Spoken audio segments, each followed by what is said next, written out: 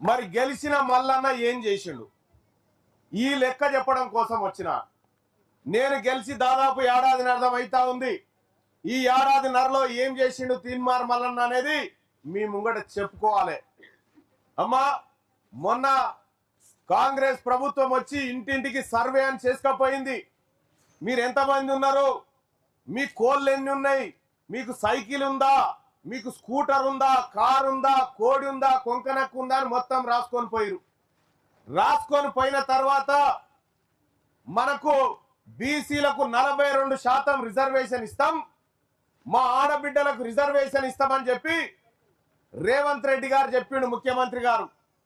కానీ ఈ లెక్క రాసుకపోయిండు. కానీ మా ముల్కలపల్లి ఊళ్ళే ఎంతమంది ఆడబిడ్డలకు అన్నం దొరకలేదు, ఎంతమందికి ఇండ్లు లేవు, ఎంతమందికి కడుపు నిండతలేదు, ఎంతమంది నిరుద్యోగులకు ఉద్యోగాలు లేవు, ఎంతమందికి ఇందిరమ్మ ఇండ్లు రాలేదన్న లెక్క కూడా చెప్పకుండా ఆ కాయిదాలన్నీ తీసి బీరువాల దాచిపెట్టుకున్నాడు ముఖ్యమంత్రి రేవంత్ రెడ్డి.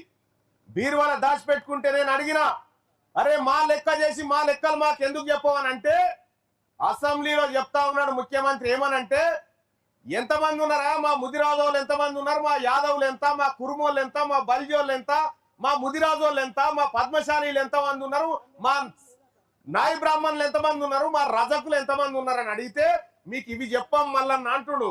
మరి ఏం చెప్తాడట అంటే తెలంగాణ రాష్ట్రంలో 1,20,000 పందులు నేను లెక్క చెప్తా ఉన్నాడు, 2,000 గాడిదలు నేను లెక్క చెప్తా ఉన్నాడు. కానీ మన మనసుల లెక్క చెప్పడట ఆయన.